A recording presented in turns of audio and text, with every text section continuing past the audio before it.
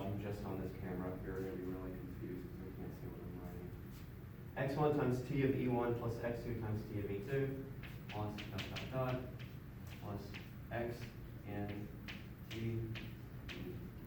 n.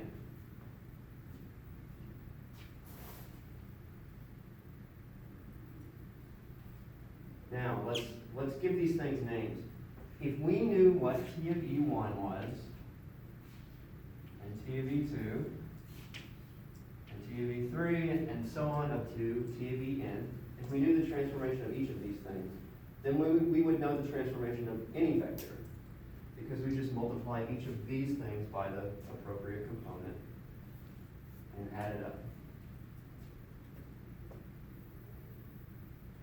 So let's call these things something. Let's name them suggestively. A1 equals t of e1. A2 equals t of e2. Dot dot dot. A n equals t of e n.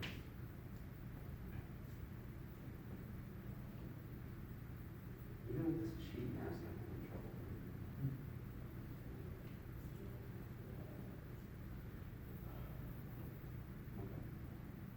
So we've given this foreshadowing name. You know what I'm going to do with these A1 up to ANs.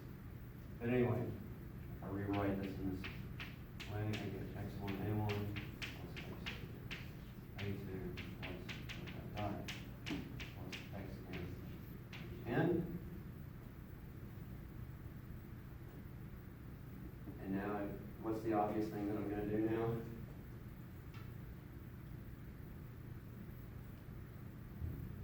You've already answered too many times. I'm just kidding.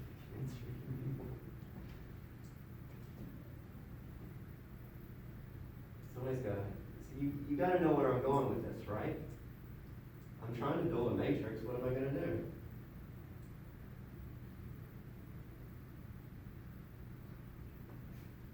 I think the problem is that you just don't have faith in yourself. You got to believe in yourself. Have faith in your idea. What's your idea?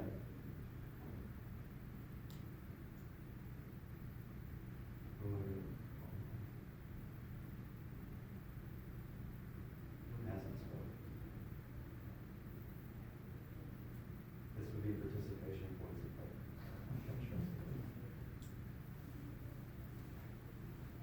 I'm not going to let this go. Like capital A. Yeah, exactly. That we're going to form a matrix where these are the columns.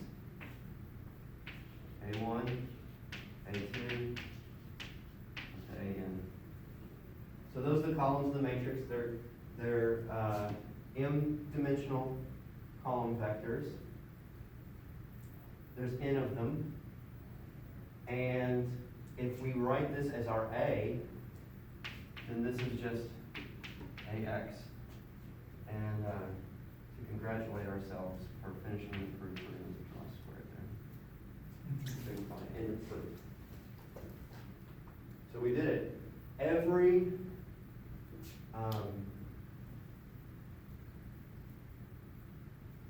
linear transformation from Rn to Rm can be written as just a matrix multiplication. So that completes the sort of connection between the two things. I should say, this relied on the fact that we were talking about finite dimensional vector spaces. A vector space of dimension m, n, and, well, we didn't say what this dimension of this vector space was. It didn't come up in the proof. We used n. We said that we just have to go through n of these, and we get the columns. But we didn't say anything about the rows. I guess that comes from, well, needing to be able to write it as a matrix. This column has to have a certain number of entries, right? Okay. So I guess we did use it.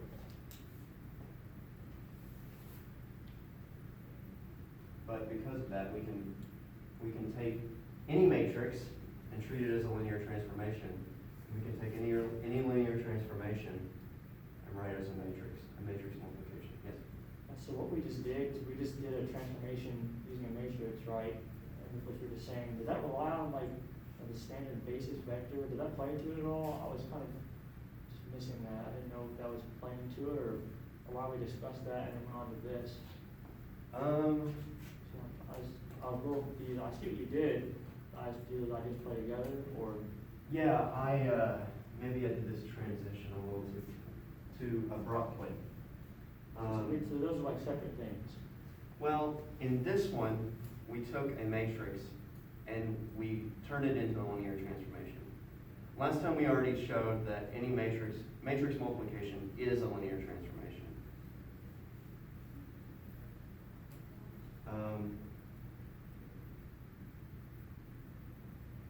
I lost my train of thought there. So any matrix multiplication is a linear transformation, and we could use the standard basis vectors to get its columns, the columns of the matrix. Does that make sense? Well, let me just start with just this point right here, which was that if I have a matrix multiplication, I can treat it as if it's a linear transformation. Are you saying like scalar multiplication, or can it be like vector multiplication? It's a multiplication of a matrix by a vector. Okay. Yeah. So I start off with some matrix, and I can multiply it by some vector, and that gives us a linear transformation. The linear transformation of the vector is multiplying by that matrix. So like, okay, is that not just scalar multiplication, or is that I don't know what that is, but is what you're describing not always just scalar multiplication? No, scalar multiplication is something entirely different. Yeah. So if Right, we I have, understand if that just scales things like up or down essentially. yeah. Like it's not gonna change the direction or behavior of the vector, it's just gonna change maybe its magnitude. Yeah. Given its already given direction or however it's gonna be act. Yeah. If we think of these vectors as geometric things, so like an arrow in space, or three-dimensional vectors, then we could either scale it in the same direction, or we could flip it in the opposite direction and scale it by something. So that's scalar multiplication. And an example, a really archetypical example would be 2 times this Right. gives us this. What we're looking at with matrix multiplication is something very different. We have this matrix, which is, these are columns. For example, 1, 2, 3, 4. Right? Right. And when we multiply this by a vector, let's say -1, 1, what we get out of this is, this was our standard rule for matrix vector multiplication. Take this and multiply it like that. So we get 1 times -1, that's this one, and then this one, plus 2 times 1, and then 3 times -1, plus 4 times 1. This was a new vector that came out. So we had defined this idea of taking a matrix, multiplying it by a vector, and we get some vector out. Right. Was this -1, 1? Okay. So that's what we're talking about here. It's a transformation because it takes a vector. So this is the matrix that we're given. Then there's a vector that we feed into it, right? We feed into this operation of multiplication. And we get out a vector at the end. So we call it a transformation, right? The interesting thing about it is that it preserves the structure of vectors. If I did this matrix, let's just call it A, and I multiplied it by the sum of 2 vectors, I don't have to actually add these 2 vectors together and then do the matrix multiplication. This is the special property of linear transformations, right, as opposed to just transformation. What makes it linear is that I take this thing, and it's equal to this. I didn't have to do the u plus v at all. I could have done AU and AV separately and then added them together. Not every transformation has this. Not every transformation has this property. Let's come up with a nonlinear transformation. T of x equals 1, 1. Definitely not linear, because if I take T of, let's say, 0, 1 plus 1, 0, the output is going to be 1, 1 no matter what, right?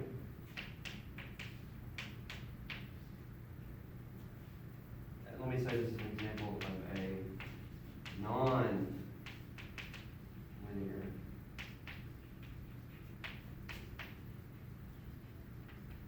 Pretend I wrote the transformation in a legible way. So the output of this is 1, 1 no matter what. So if the input was, well, in this case it's 1, 1, the output's 1, 1. But if we did the transformation first and then did the sum,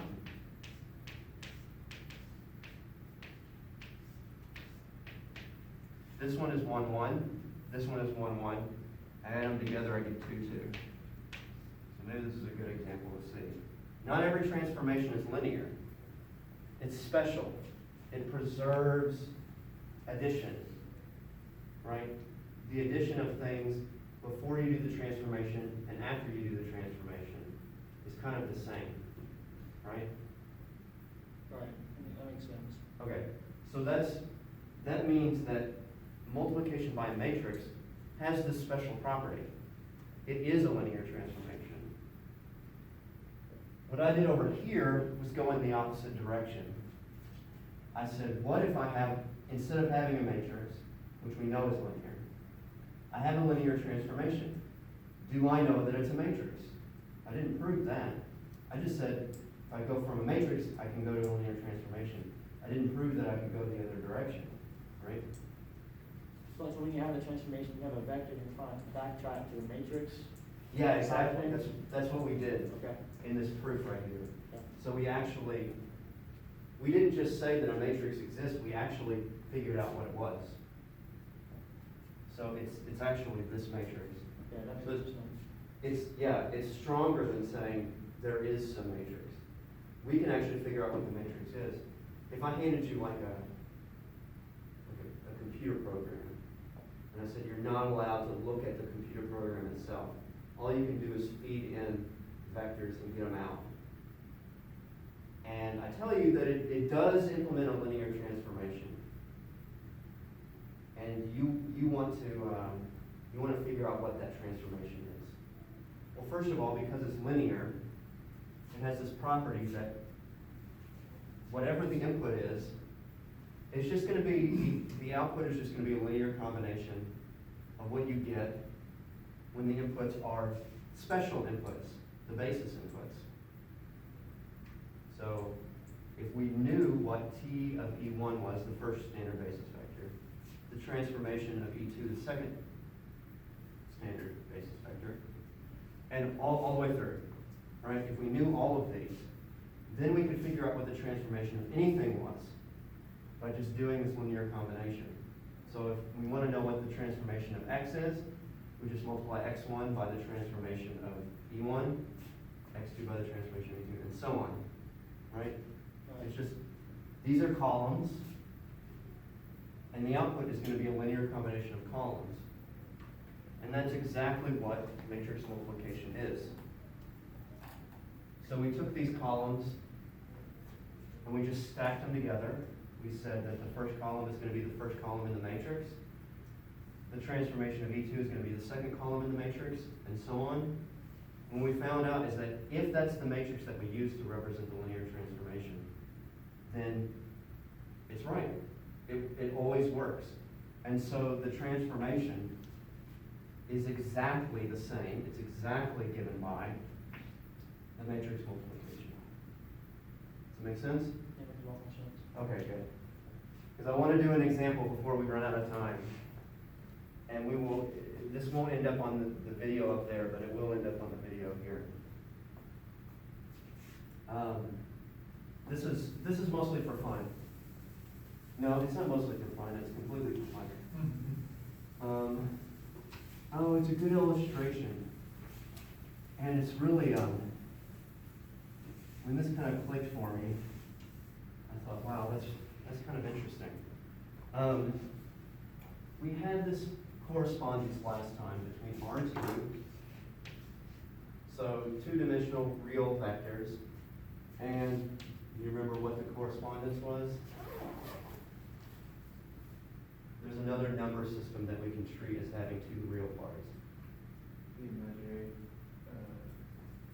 number system. Complex numbers.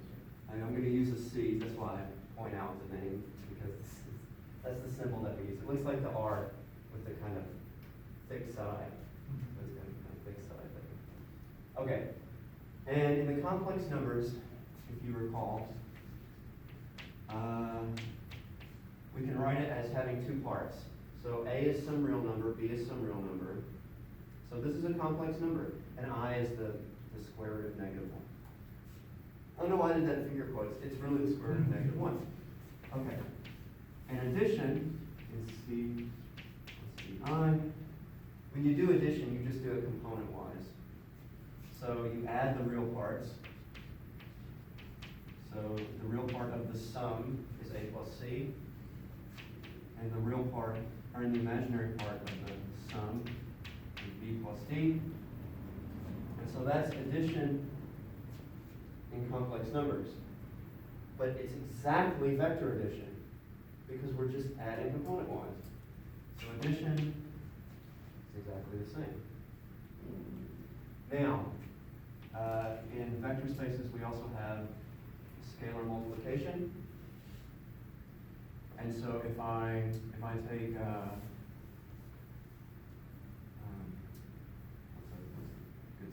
R. Let's use R for a real number. So if I multiply that by a complex number, I do the multiplication, I find that there's nothing that's going to affect the imaginary part because it's a real number. So it's still going to be imaginary. And this is a real number times a real number, it's going to be real. And so I just get RA plus R EI. You just multiply the components. That is exactly scalar multiplication. Right? So let's do multiplication by a real number. That's the same. Gives us the same operation. Now we can multiply by negative 1. Negative 1 is a real number. That gives us a way to do subtraction. Instead of we define subtraction as addition by the thing that we get when we multiply by negative 1, the negative of it. So we just say that's our subtraction, and the subtraction works in the exact same way here, because negative 1 is a real number. And we know that the scalar multiplication and the multiplication by a real number in C is the same. However, and we don't really define division. In real numbers, we can always take the reciprocal unless they're 0, and then we can define a scalar division that way. But that's really not helpful. We would just write the reciprocal and say we're multiplying by 1/2 instead of we're dividing by 2. Multiplication in general, however, does not correspond to any of the vector operations. And that's kind of strange. A plus bi times C plus di. We multiply these things. A times C is going to be real, right? And bi times di is going to be real, because I times I will just be negative 1. So this will be AC, and this will be D. B. Okay. So that's the real part. The imaginary part is going to be this multiplication and this multiplication. We're foiling it out. So this one will be AD, this one will be BC. So we get A and D plus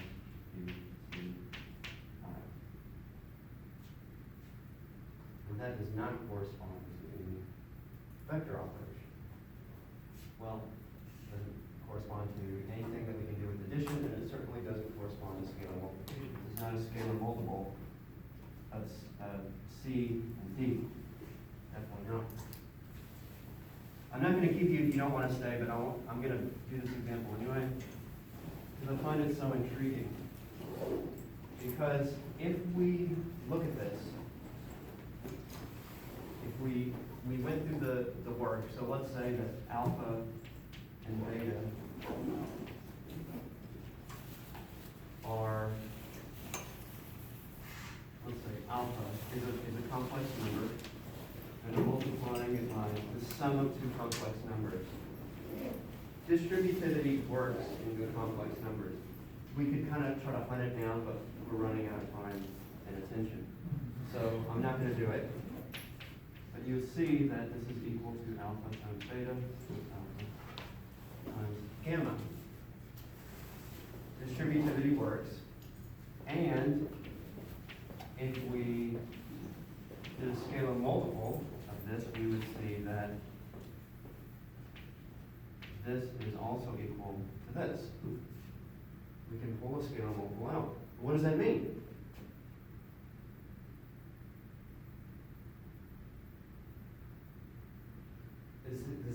Should be exciting because of what we discovered today. Multiplication by a complex number is a linear operation.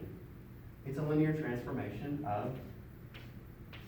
of this two-dimensional vector, right? It preserves scalar multiplication and it preserves addition. So there must be a matrix corresponding to it. Okay, how do we figure it out?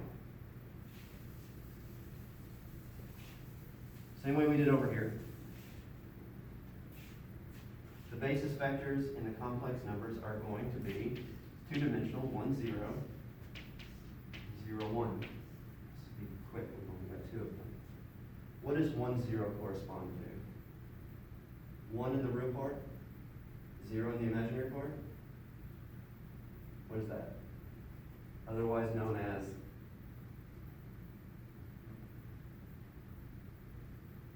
What is the number?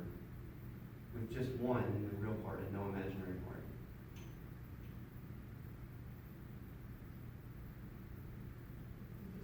It's just 1.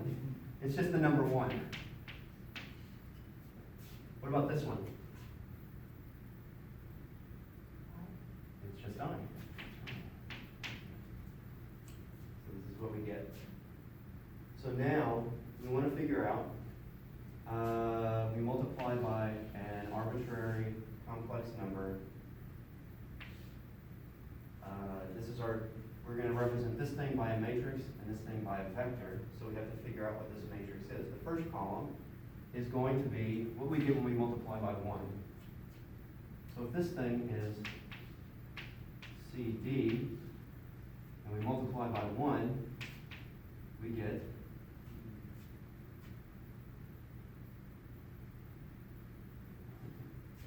I did this backwards.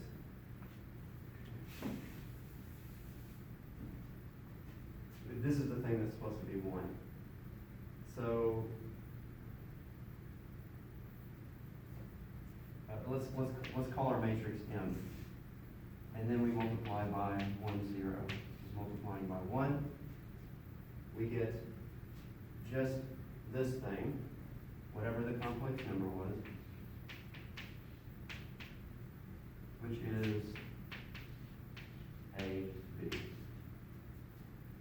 So our first column in the matrix is going to be A, B. And what's our second column going to be? It'll be this. So if we multiply A plus BI times I, that's corresponding to 0, 1. That should give us our second column. So that will be, this will become negative B, and this will become AI. And this corresponds to minus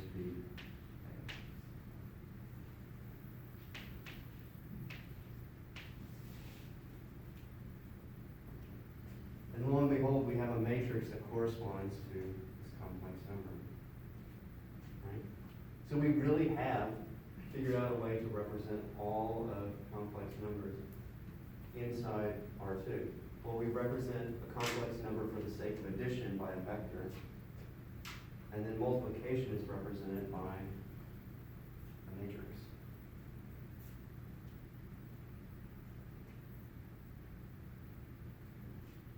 Isn't that cool?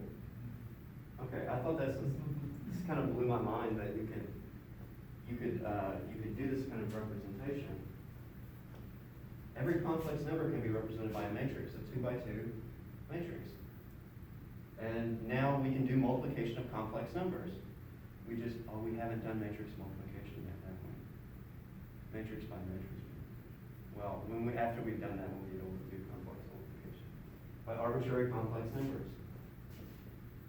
And once we know how to do inverses, we'll be able to find the inverse of a matrix. We'll be able to find the inverse of a matrix, which means we'll be able to get the reciprocal of a complex number. Okay. Nobody's as excited as I am about that. Okay. Any questions? Well, thank you for staying and indulging me. I hope that was entertaining.